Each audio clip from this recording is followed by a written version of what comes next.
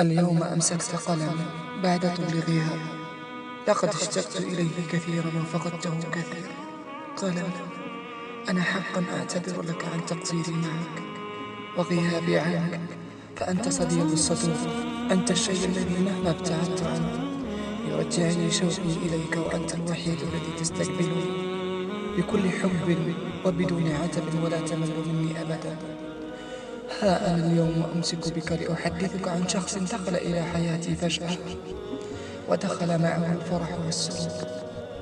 أتعلم يا قلمي أن كل ما يريده هذا الشخص هو سعادتي؟ لقد غمرني بلطفه وطيبته وحسن أخلاقه. وتعلم شيئا آخر، إنه هو الوحيد الذي أدمع عيني فرحا.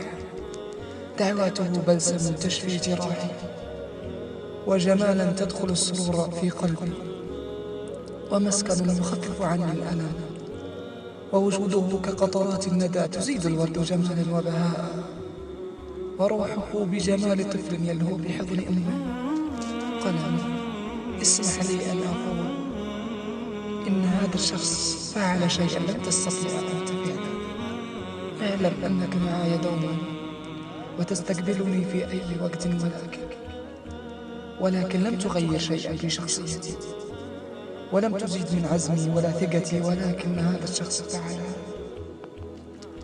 بدل نظرتي للحياة، زاد من ثقتي في نفسي، حول طيبتي من سلبية إلى إيجابية. أصبحت أفتخر به كثيرا بعد إن كدت أكرهه وأريد التخلص منه. اعلم يا قلم أنك تتعجب من كلامي، ولكن أريد أن أخبرك هذا الشيء، أن هذا قليل في حقه ولم أوفيه نصف حقه، لأنك أنت كذلك تعجز الكتابة عنه، فهو أكبر من ذلك بكثير. قلم،